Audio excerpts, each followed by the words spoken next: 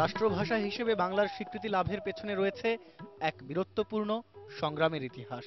সেই ইতিহাসের নিদর্শনই বাংলা একাডেমি। ভাষা আন্দোলন আর বাঙালির সাংস্কৃতিক অধিকারের দাবি থেকেই প্রতিষ্ঠিত হয় এই একাডেমি।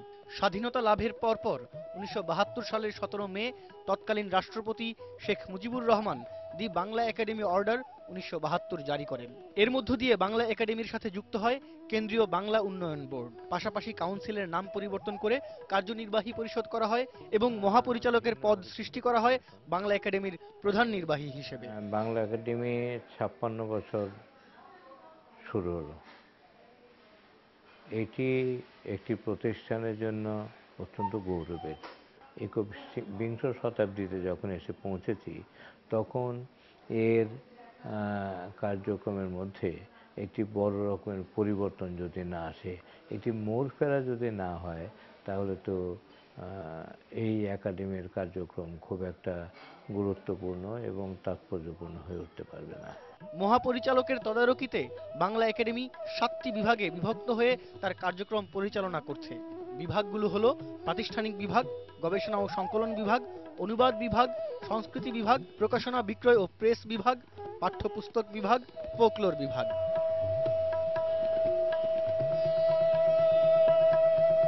১৯৫২ মহান ভাষা আন্দোলনের প্রেক্ষাপটের উপর দাঁড়িয়ে ১৯৫৫ সালের ৩ ডিসেম্বর এই ভবনেই যাত্রা শুরু করেছিল বাংলা একাডেমি। জাতির মননের প্রতীক এই প্রতিষ্ঠানটি পারছে কি প্রত্যাশা পূরণ করতে?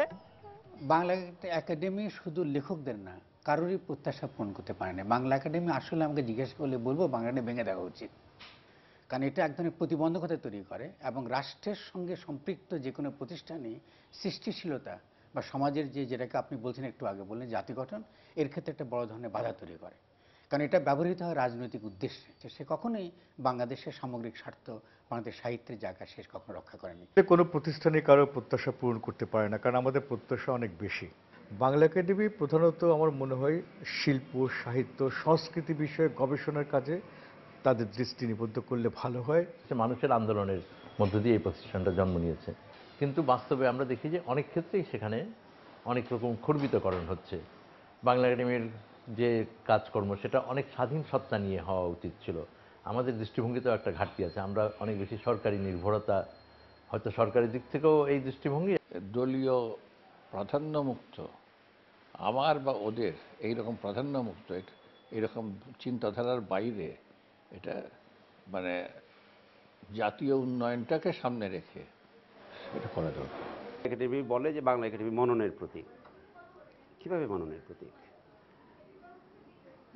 মননশীল কাজই তো তাদের নাই। আমি যদি প্রশ্ন করি যে বাংলা একাডেমি গত ৪০ বছরে আমরা যদি সাহিত্যের কিছু চাই, যে বাংলাদেশের কবিতা কোথায় আছে, বাংলা একাডেমির কাছে যদি একটা বই চাই, বাংলা একাডেমি দিতে পারবে না। বাংলাদেশের উপন্যাস নিয়ে যদি আমরা চাই, যে বাংলা একাডেমির উপন্যাস সম্পর্কে জানতে চাই, বাংলা একাডেমির বই পড়ে, যে উপন্যাস নিয়ে কী কাজ হয়েছে, উপন্যাস কোথায় আছে, বাংলাদেশের উপন্যাস, বাংলাদেশের ছোট গল্প কোথায় আছে, বাংলাদেশের প্রবন্ধ সাহিত্য কোথায় আছে, সেগুলো সম্পর্কে বাংলাদেশ একাডেমির কোনো কাজ নাই, কোনো রকমের কাজ নেই, কোনো বই নাই, কোনো রেফারেন্স বই নাই। আমি সামান্য একজন লেখক হিসেবে এবং সামান্য একজন পাঠক হিসেবে আমাকে বরাবর বাংলা একাডেমি ভুল তথ্য দিয়েছে, ভুল লোকদের আমার সামনে বড় লেখক হিসেবে হাজির করেছে, যাদের লেখা পড়ে যাদের কন্ট্রিবিউশন আমি কোনোদিন খুঁজে পাইনি, যাদেরকে পুরস্কার দিয়েছে তারা। মানুষকে এগিয়ে আসা উচিত এবং আমি মনে করি লেখকদেরকেও এগিয়ে আসা উচিত, যে বাংলা একাডেমি যদি ভুল লোককে পুরস্কার দেয় সেটা রিজেক্ট করা, সেটা নাকচ করা, এবং প্রতিবাদ করা। সরকার কিংবা ক্ষমতাসীন দলের অনুবর্তী হয়ে নয়, বরং পূর্ণাঙ্গ স্বায়ত্তশাসন ও সরকারের হস্তক্ষেপ না করাই পারে বাংলা একাডেমিকে আরো কার্যকর করে তুলতে, ২১ শতকের উপযোগী একটি জাতীয় মননের ধারক করে তুলতে। Shimul Salahuddin, independent news, Bangla academy, Dhaka.